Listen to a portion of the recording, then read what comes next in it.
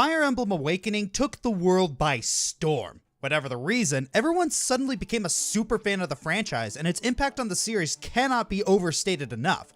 But like anything that explodes into popularity, the greatest challenge becomes following it up. And what we got was... infuriatingly close to something awesome. Oh yeah, Josh is aware of a few people who have words about Fire Emblem Fates. No surprise you're one of them. You knew what you were getting into when you came up with this topic. Yeah, alright. Anyone else with an opinion about this? We wouldn't be married if it weren't for Awakening. So it's something I feel very passionately about. Can I join? Yes, dear. Oh, sweet Naga. As stated earlier, there's a lot to like about Fire Emblem Fates, and the pieces were there for something amazing, but we collectively feel that it dropped the ball. Down the sewer. And then clowns ate it. That's putting it mildly. We're going to be looking at each segment of the game, figure out what they were trying to do, what actually happened, and our take on how it could be made better. And with all that said, here we go. How to fix Fire Emblem Fates. Part 1. Gameplay Fixes. Hey guys, this is Blank! We know. Yeah, we really don't need to talk about the gameplay. Talk to any Fire Emblem fan and you'd be hard-pressed to find one that didn't enjoy the actual tactical combat of Fates. Some of the new features they introduced, like the Dragon Veins and My Castle, as well as balancing the weapon triangle so that magic casters aren't so overpowered and adding a ranged weapon triangle, were all welcome additions. Phoenix Mode was debatably unnecessary, but it's not exactly a mark against the game. Heck, it probably helped some of the newer folk get through some of the tougher parts of Conquest. A+ supports were also a good idea, allowing support conversations to continue deeper without the necessity of marriage. All in all, no substantial complaints. Except maybe the finite amount of experience in Conquest. To people who enjoyed Awakening's ability to grind for those sweet support points all while getting stronger, that was a little annoying. That couldn't have been a separate difficulty setting or something. Although to its credit, you can grind support points in the DLC. I usually replay before Awakening because it's quick and fairly easy, but no extra experience still. Darn. Just gonna come out and say that I personally disagree with that, since the whole point of Conquest was to provide a more classic Fire Emblem experience. But that's coming from someone who loves a challenge. Also, if you wanted to grind levels and support, isn't that what My Castle is for? Yeah, but that's still very finite and random. I mean, you could grind support there as it changes after a certain amount of real time has passed, but it feels like waiting to get resources in a freemium game. You know what? Fair enough. Part 2. 10-chapter intro. The first issue with Fire Emblem Fates is that the introductory segment is far too short. You only get 6 chapters before you have to make the arbitrary decision of which side to choose, and they try to establish so many details that it becomes overwhelming and confusing, especially when certain game mechanics aren't explained all that well. An easy fix is to make the introduction last at least 10 chapters. Previous Fire Emblem games have done this and have managed to keep a good pace going, mainly Blazing Sword, Sacred Stones, and Awakening. Increase the number of chapters with a few new tweaks here and there, and we suddenly have a better paced intro that will give us a little more to consider regarding the choice we have to make later. We put together a list of examples here. Chapter 1 will be called Nor. Nothing needs to change here. We train with Norian siblings. We're taught basic movement and attack. Easy, next. Chapter 2 will be called Father's House. After this, Corrin will meet up with Silas and Felicia/Jacob. They'll banter as they walk to the courtyard where Garen will be observing his troops demonstrating their skills. Garen will notice Corrin and ask to see the results of their training. Here's where we will be taught about the weapon triangle and demonstrate how magic is now part of its own triangle. After the skirmish, we show more of Garen's fatherly side and how much he cares about his people's safety. Chapter 3 will be the Gift of Ganglari. This will remain largely unchanged from the regular mission, except the Dragon Vein isn't introduced in this chapter, and the ending is different. You're about to be slain by a last-ditch trap until Garen comes in and rescues you. He slays the ambushers with ruthless, violent, and frightening ease, and he's about to slay Rinka and Kaze until Corrin calls out to them saying, "I'm safe now, I'm fine," which snaps him out of it. In a cutscene between this chapter and the next, Leo mentions, "I worry more and more about Father lately. He keeps making these strangely harsh decisions at an increasing frequency." Chapter 4 will be Rebels with a Cause. Gameplay-wise, this is where we'll showcase forts and terrain advantages. Story-wise, we'll hear about a small uprising in a Norian town. This will be a fight with the local rebels, hearing their gripes and how they're suffering. The boss of this chapter will be Scarlet. Who is Best Fate's waifu? Fight me! Agree to disagree. We also see how the siblings interact with the people and also show Corrin's character / heart. Chapter 5 will be Journey Begins. It won't have too many changes, other than this is where we introduce Dragon Veins instead of Chapter 2. Chapter 6 will be called Hoshido. And to be honest, I find it odd that the whole way from Nor to Hoshido, nothing bad happens. So this is all going to happen before Corrin's past is revealed. After they meet up with Kaze in the mountains, they get to the plains of Hoshido and the battlefield is near a lake. Suddenly, they're attacked by Faceless. This is where we're introduced to skills and how they work, and partway through the battle, Azura enters the fray, escorted by a small number of warriors. This allows the player to be introduced to Azura earlier, which gives them a little more needed time to get to know her. Chapter 7 will be called Homecoming. Corrin's true past is revealed, and Corrin is given a small tour of Hoshido by Azura. This is where all the exposition dumping is going on, establishing the narrative mirrors of Azura and Corrin. Also, here's where we learn the truth of everything. Azura was a kidnapped princess of Nor, but not by the Dragon Clan specifically. She was kidnapped by bandits at the same time Garen's first wife, Azura's mother, was murdered. She was then rescued by the Dragon Clan, and after seeing how nice Hoshido was, just didn't want to leave. Garen, in his grief, decided eye for an eye and had Corrin kidnapped and the king murdered. Suddenly, the royal siblings are asked to protect a village from a bandit raid, establishing how Hoshido is considerably less orderly compared to Nor. We're introduced to different types of units, particularly ones from Hoshido. As the fight goes on, or after, whichever is more convenient, Hinoka makes commentary on the way about Corrin's fighting style. You fight way too much like a Norian, too controlled, too predictable. Here's how Hoshidans fight. Chapter 8 could be titled Grudges, where we would learn about different weapon attributes like legendary weapons, critical boosting weapons, etc. Following up on Hinoka's comment earlier, she suggests that Corrin needs some extra training. Who does Corrin train against? Takumi, the sourpuss who starts harboring some justifiable suspicions towards our wayward protagonist. This would set up Takumi's grudge later on regarding his weak heart and anger, maybe give Ryoma a moment here to establish it further. Then Chapter 9, Mother, would mostly stay the same, with Corrin transforming, introducing us to Azura's bardic abilities, and having Mikoto play the sacrificial mother, with tensions rising even higher now that we have a few more chapters of establishment. And finally, Chapter 10, The Path is Yours, where the two kingdoms clash and you make your choice of which kingdom to align with. Only this time, you now have a lot more weight for each decision, and you can only choose between Nor and Hoshido.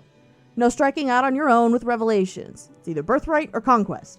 We'll get more into why later. Not only does this follow a similar format to previous games where mechanics and techniques are taught to you in detail every chapter, but it would also give us players a reason to struggle with our decision of which side to choose. More time interacting with these characters means we get more attached, and thus we feel like crap when we leave them. And eventually have to kill them. Exactly.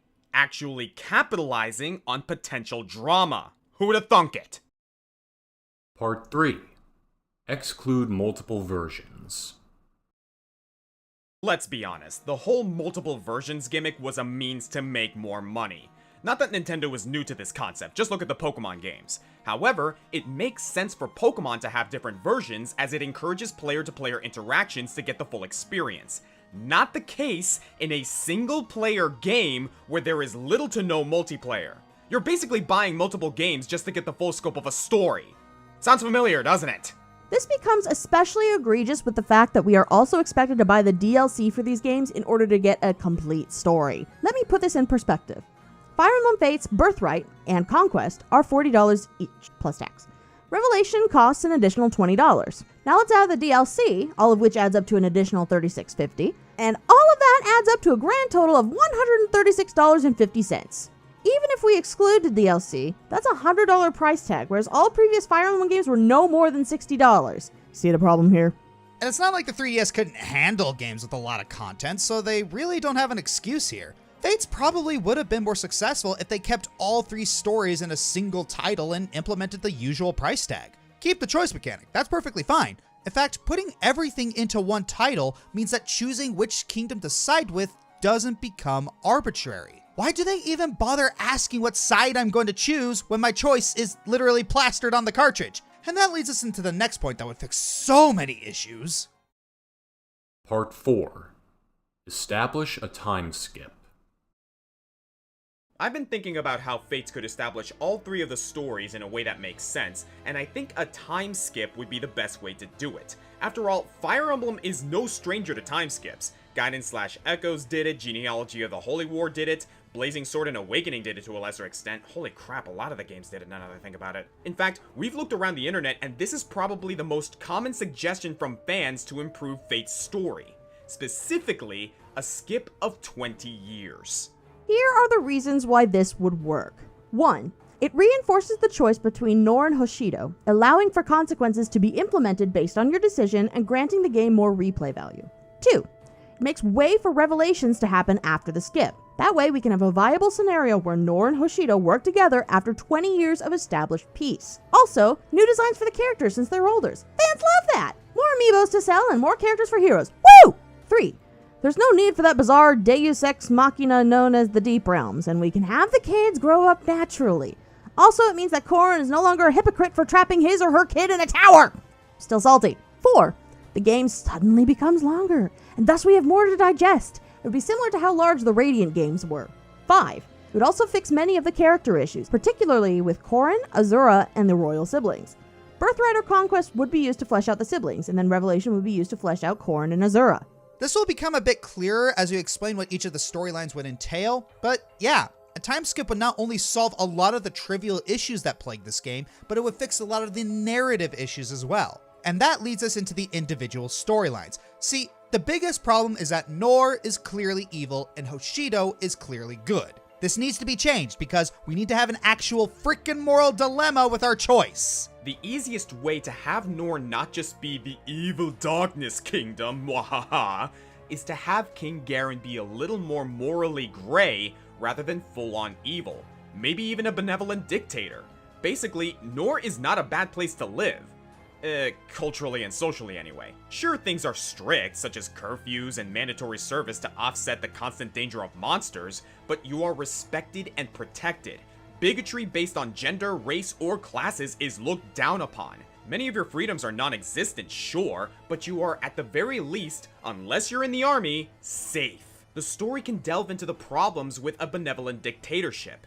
Yes, a dictatorship is great if your dictator is lovely, but the problem is when that dictator is no longer benevolent.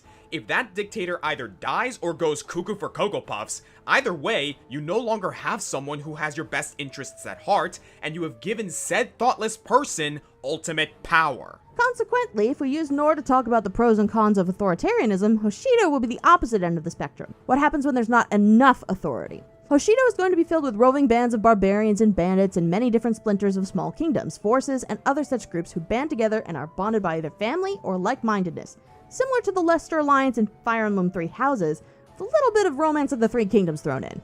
The most powerful group is the Dragon Clan, which your siblings are a part of. Many of these tribes are loosely allied to offset raids from bandits or even Norians. People are free to pursue whatever dreams they want, so long as they don't, kill people. Hoshido is plentiful and beautiful. Nor is struggling to get by and is frequently beset by monsters. Nor needs the resources of Hoshido to live. However, because Hoshido's government doesn't have an efficient network of trade, they cannot effectively keep up with Nor's demands. Or in some cases, Nor has nothing that the Hoshidans want. Bit of a pickle, right? Point is, the conflict needs to come more naturally because of people's ideals and circumstances forcing their hands, and not because White Ganondorf is obviously evil McDarkness. This goes double for Revelations, where the plot literally comes out of frickin' nowhere, and this is where the time skip mentioned earlier would kick in. But before we get into that, what would the two paths look like? Part 5. Conquest Storyline. Once Chapter 10 is finished, assuming the player chose Conquest, Corrin brings his siblings together for a meeting. Corrin wants to stage an internal secret coup. They talk about what they've seen in Hoshido, and Garen's seizing of territory should be deemed unwise and evil. Now that they are aware of the underground resistance, they suggest using them to help with this. Corrin's siblings protest, stating that Garen is their father, but Corrin then points out they are not his actual siblings, yet he/she still chose them. Family's not about blood, it's about connection, and this is going to be the theme of this storyline. The struggle with Conquest can come from Corrin being attacked on both fronts, having to not only fight a secret internal war with Nor, but also against the very motivated and emotionally hurt Hoshido. Hoshido isn't able to help because Hoshido can't trust the intel that the siblings are helping for many reasons. Most recent of which is their own flesh and blood quote-unquote betraying them because they were quote-unquote brainwashed. But the siblings stick together in a 5-man band. Xander being the leader, Elise being the heart, Camilla the lancer, Leo the brains, and Corrin being the muscle. And yes, there is one for Hoshido too, we'll get to that later. Also, no freaking chair. Seriously, not only is it a Deus Ex Machina of the highest caliber, it's such a dumb idea. As far as convenient magical MacGuffins in Fire Emblem go, heck, the franchise is named after one, this is the dumbest. Instead, have the heroes deal with King Garen in a similar way that the game already does with Takumi in Birthright, purging the curse before it grows too powerful. We could have a chapter where Garen's curse starts to surface and the party is forced to face him in combat. Where's the best place to do this? The Opera House. That way, the Fire Emblem Hornballs can still have their Azura waifu hips don't lie sequence. Once that transpires, Garen's curse is lifted, the family explains everything, and the Lock continues their assault on Hoshido. This will also give us a hint towards the whole Anankos thing later, as well as better set up future fights. And yeah, speaking of which, I'm not terribly happy with the final fight against Takumi. We need to come up with something better. All in favor? Motion carries. Ow! It's a cool final boss mechanically, but to have him as the final boss feels very afterthoughty. He disappears for most of the story and suddenly he's the final boss because his hurt Fifi's got him possessed and gave him Dragon Strike. Even though we shouldn't have Takumi be the final fight, it's an encounter that still needs to take place. In order for this to happen, he needs to have more of a presence in the narrative.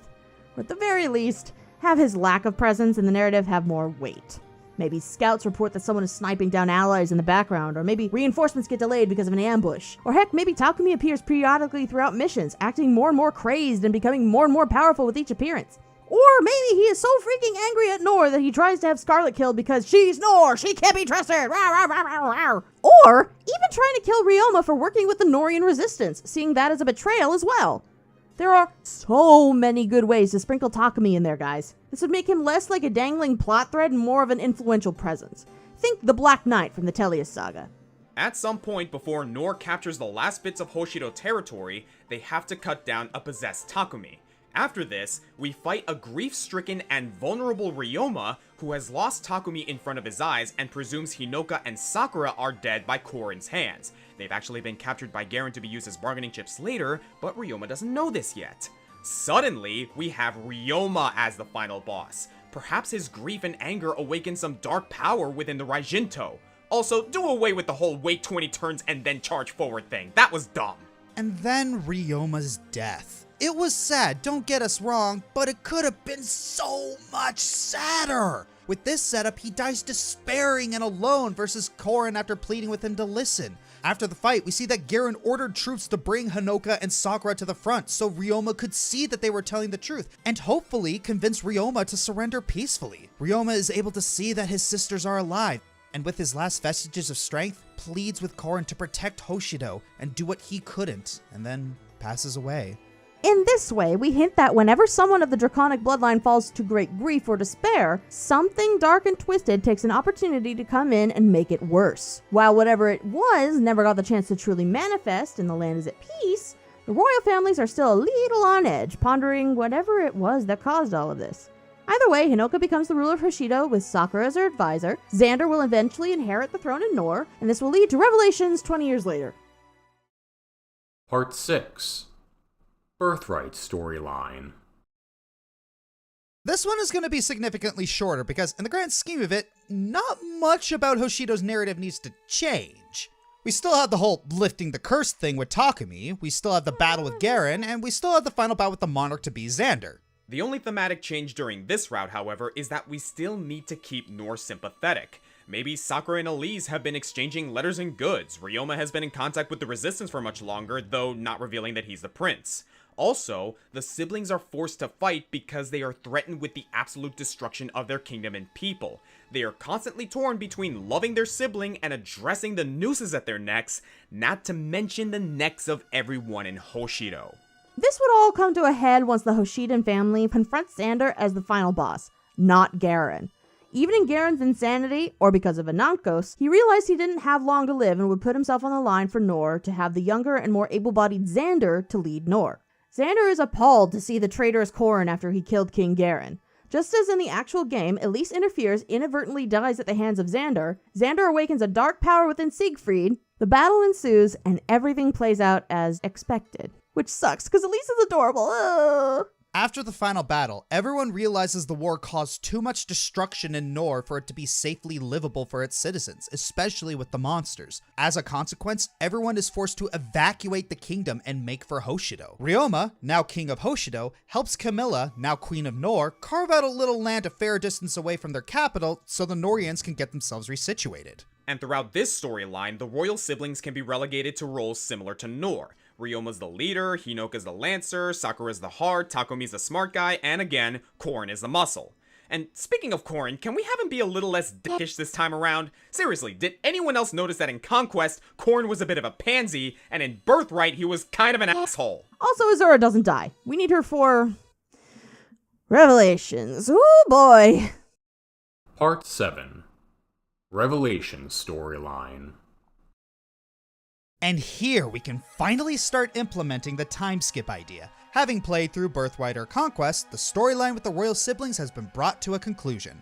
Revelations can now focus on the stories of Corrin, Azura, and Anankos. This will give room for exposition regarding Azura's origins, Anankos' plot to destroy, and the two kingdoms banding together to stop him. And most importantly, the chess piece that is Corrin themselves. Something that gets brought up a lot regarding Corrin as a character is that they have way too much going on. It's like the writers couldn't decide what major plot point they wanted to give them, so they just slapped a bunch of cool tropes on them and never had a chance to fully flesh them all out. The whole blood versus bond thing and his growth as a competent hero can be explored in Birthright and/or Conquest. That leaves Revelations to tackle the elephant in the room, their draconic origins. The major problem with Revelations is that too much of it focused on the conflict between Nor and Hoshido. With this time skip implementation, that draconic connection between Corrin and Azura suddenly has more time to be addressed. Maybe actually giving us the who, what, where, when, and why about these guys. You know, like the actually important and fully fleshed out characters that they were meant to be. Speaking of fleshing out important characters, let's talk about Anankos. Anakin. Raise your hand if you actually remember this guy. Okay, now raise your hand if you actually care about this guy. Thought so.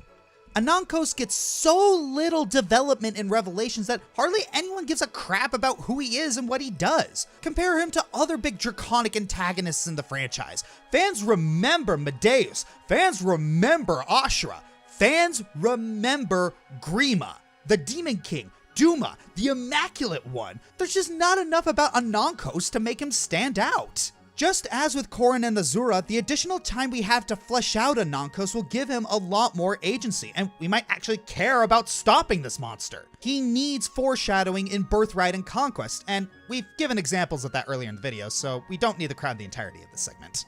And speaking of crowds, that's another problem with Revelations. There are way too many freaking characters that don't get used.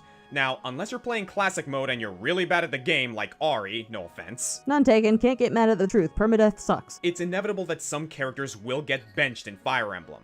Let's be real, if you were given the ability to use all of your characters in missions, the game would be forced to increase the amount of enemies deployed on the battlefield in order to prevent the lack of experience gain. And this would cause the game's pace to slow to a crawl, and we would get Genealogy of the Holy War again, but for 30 chapters instead of just 10. On average, Fire Emblem games tend to have around 45 characters. The smallest roster is Sacred Stones with 33, and then there's Revelations with 66 characters, 67 with DLC, 71 with Amiibo, 81 with Capturable. That's more than the previous record holder, Radiant Dawn, coming in with 73. And we forgive that one because it had the wisdom to split the story into 4 parts. Point is, the number of characters is too dang high. When the time skip happens, much of the available roster needs to be cut loose. And this can be done based on which route you initially chose and by applying reasons via the time skip.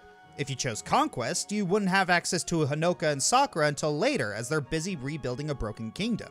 The same logic can be applied to Camilla and Leo. The retainers would be unavailable for the same reason. Give these kinds of reasons to a few of the other units and the roster would be cut down to a reasonable size. This would include Gunter, who at this point would be too old to keep fighting, and thus we could have that stupid dumb betrayal plot twist with him with at least some justifiable reasoning. The time skip would also give us a much less BS explanation for the child units. It's been 20 years, so they come naturally. They're a part of the fight because they're young, able-bodied, and not necessarily dealing with any sort of neglect or abandonment issues. Seriously, the Deep Realms was such a dumb idea. If you have access to basically your own hyperbolic time chambers, why did none of the characters have the idea to literally breed a freaking army?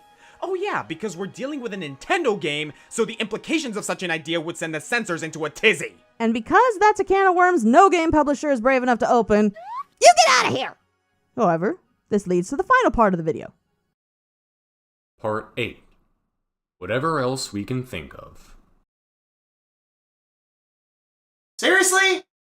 You guys couldn't come up with a better title for this? Coming from the guy who used to have a category called Anything Petty. Anyway, we keep mentioning the characters in this game. This is because, in all seriousness, Fire Emblem Fates has a really solid cast of characters. They're just victims of absolutely abysmal writing. The army units, for the most part, are fine.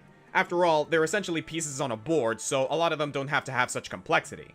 However, some of them are more interesting and fun than the actual main cast, and therein lies the problem. So what we need is a revision on the main characters, Corrin, Azura, and the royal siblings. The main thing about Corrin that we want fixed is their inconsistency. If you compare Corrin from all three routes, it's like they're completely different characters. You got the pansy, you got the douche canoe, and then you got the...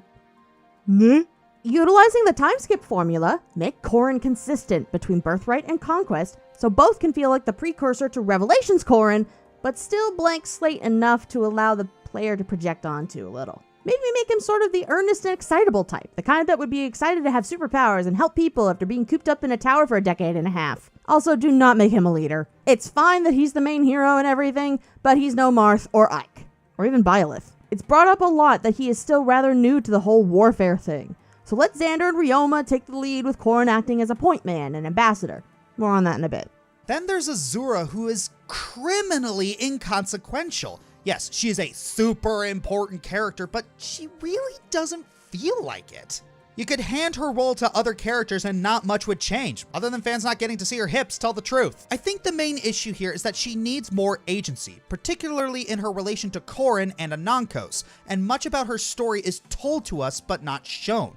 Give her some more screen time and make her role hold a lot more weight, and we will have a very good character here. As for the royal siblings, the character tropes are there, they just need a little structure. Hence the 5-man band trope we mentioned earlier, and it's shocking that they didn't go with this. Or at the very least, make it as pronounced as it should have been. Seriously, check this out. Ryoma and Xander would be the leaders as they are the crown princes of their respectful kingdoms. Hinoka and Camilla would be the lancers, as they possess many traits that their older brothers do not, and would provide different perspectives on the plot. Also, Hinoka literally fights with a lance, it's way too easy. Takumi and Leo, easily the brains.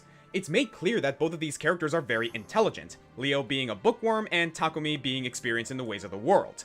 Both also have led armies into battle, so they would be the tacticians. And Sakura and Elise would be the heart, as they are the adorable little sisters who inspire the army to do their best and provide moral support. You could also arguably put Azura in this role too, just in a very different way.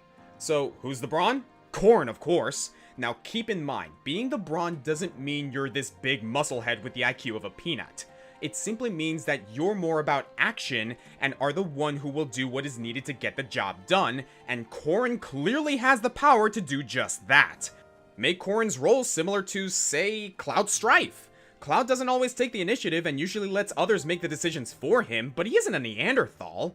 He works best as point man on a team and is most suited for hitting things really, really hard, and yet he's still the main character. Now you'd have to do some scrambling and editing for this trope to work with the remaining siblings depending on which route you take, but the main cast per game could still hold to this formula. Apply this formula to augment everything that the characters already have going for them, and we suddenly have a well put together group of characters that would not only thrive as individuals, but also as a group. And this would bleed into the rest of the army with the retainers, the mercenaries, the child units, etc. Also, personal pet peeve, but I hated how they took out the little voice snippets in the support conversations. It might not seem like much, but it added so much character and immersion to the little moments. You have voice actors, use them! And I think that's where we'll end things. Yes, our suggestions to improve Fire Emblem Fates may sound like a lot, but believe me when I say it would not be impossible. If implemented, we would have a relatively well-paced game with plenty of time to flesh out the main characters, establish consequences based on the choices you make, a time skip to help reinforce those consequences, while also furthering the narrative without the need for Deus Ex bullcrap, and all of it as part of the same single package. What does that sound like to you? Oh yeah, Fire Emblem Three Houses. God